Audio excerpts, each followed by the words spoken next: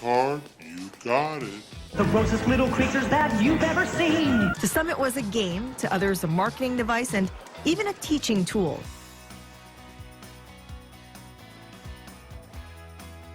Number 10.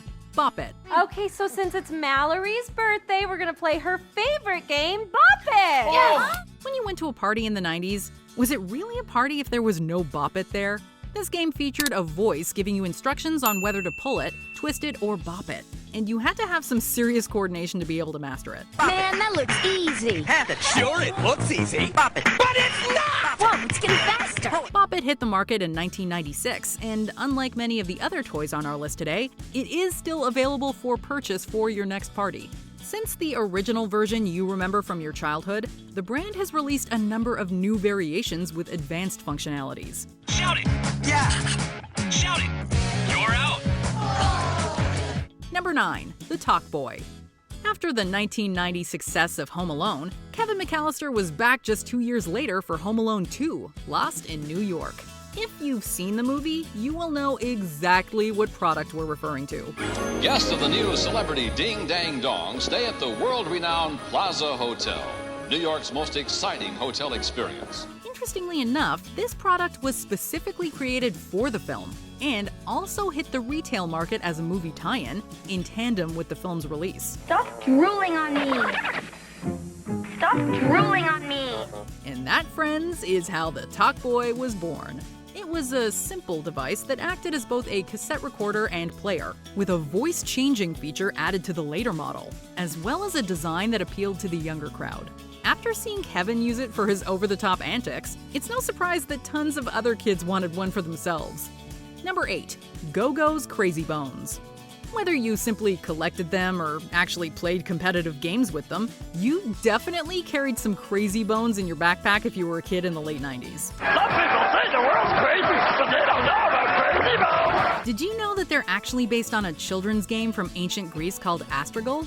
Astragal refers to knuckle bones, which is a pretty fitting name because the game was played with sheep's knuckle bones. Crazy bones, however, were actually pretty frequently prohibited in schools because they were reported to be distracting, and were also said to cause stealing and fights among students. If there's one marker of success for a kid's toy, it's being banned in schools. Welcome to the crazy world of crazy bones. There's some similes. They're going, ah! Number 7. Skip It. Today, kids are glued to their seats watching iPad screens. But back in the 90s, we had plenty of toys to keep us active, like Skip-Its. It's a pretty simple mechanism.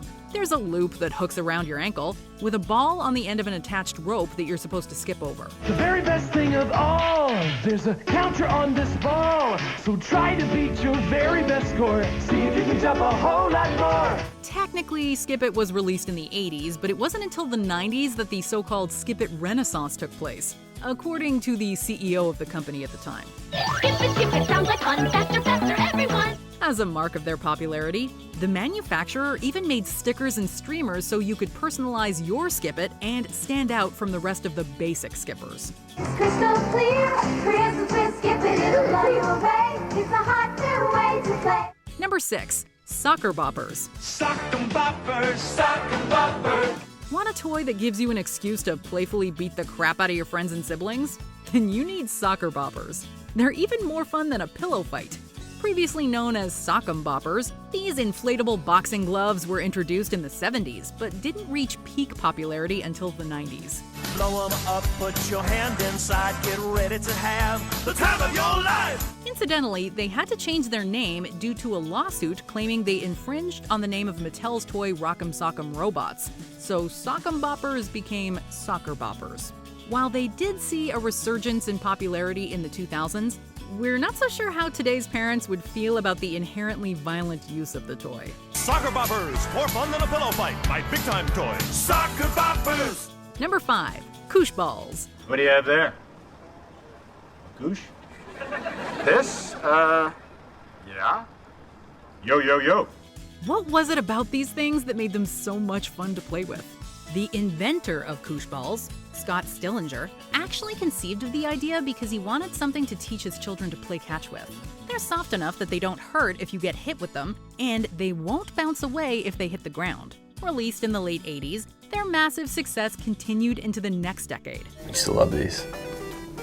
This was like so cool when I was a kid. By the time Stillinger and his business partner Mark Button had sold their company in 1994, they had sold 50 million Koosh balls and were making around $30 million annually.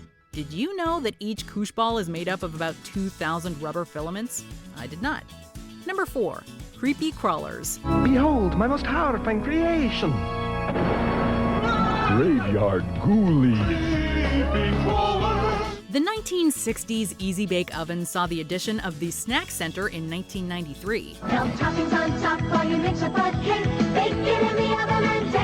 In a similar fashion, the Creepy Crawlers toy saw a revival 3 decades later. Originally launched by Mattel in the 1960s and known as the Thing Maker, this oven set popped out insect-like creatures to many children's delight. It makes creepy crawlers, spiders, lizards, snakes, dragonflies. Make them yourself with this nice plastic goop. It had users pour Plastigoop into molds, which were then baked in a 390-degree, quote, open-face electric hot plate oven. 390 degrees is pretty hot for a kid to handle, and safety concerns sent the toy packing. Get it? Luckily, Creepy Crawlers resurged in the 90s, and this time it was only powered by a light bulb. Much safer. Gross out your sister, embarrass your dad. You can be a little creep without being bad. Number 3. Pogs. These are Pogs. They're milk caps. They're Pogs. It's a game. You stack them, and then you whack them. Pogs were another instance of toy manufacturers taking an essentially free game and commercializing it. There's a little bit of history to unearth here, with roots maybe going back as far as 17th century Japan. Originally known simply as milk caps, this is a game kids would play with actual caps from bottles of milk before the World of Pog Federation and the Canada Games Company started selling Pogs. But did the gameplay even matter? Haven't you heard that Pog is a game? Everybody knows it'll drive you insane. It's hard to say. We're not sure anyone had a serious grasp on how to actually play Pogs. It was more about collecting them and getting ones with cool designs on them to make your friends jealous, especially if it was a slammer. Number 2. Dear Diary. With the tech revolution kicking off, no modern teen or tween in the 90s could be bothered to write in an actual diary. Especially not when they were the proud owners of a Dear Diary, which may make you think of another toy on this list, the Talkboy. Like a hotel room, please. Yes. Both toys were pretty similar in terms of their recording and playback functions, and they were both sold by Tiger Electronics. And best of all, what a hunk, it talks too. Released in 1996, Dear Diary let you type or talk into the pink device so you could record your innermost thoughts and deepest, darkest secrets. It has 14 different functions like horoscope calculator. It even keeps my shopping list, guys numbers, and loads more. While we're not sure what the security was like, it had to be better than just posting it on the internet.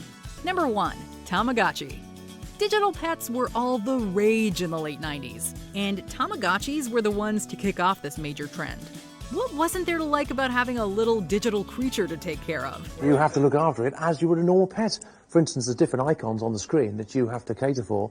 At the moment, you can see Tamagotchi telling me it wants, as it's only young, it wants a nap. There's the Z is coming up. It's also, unfortunately, Mark, this one has done a great big steaming virtual poo. It's not too good. They lived in your pocket and everything. So for a brief moment in time, we all lived like Ron Stoppable. It's not just hype! That is what it does, right? Duh! Sure, we've all killed our Tamagotchis once or twice after forgetting them at home or simply becoming negligent, but hey, at least they weren't real pets, and we were only kids back then. Look, Goldie! I took good care of her, and she changed again. Change? How about changing some water here? Just like some of the other popular toys of the decade, this one found itself banned from many classrooms because kids kept putting their work on hold to tend to their pets. Mine's done so many good deeds. It has more angel power. No, mine does. Mine. Did you enjoy this video? Check out these other clips from WatchMojo, and be sure to subscribe and ring the bell to be notified about our latest videos.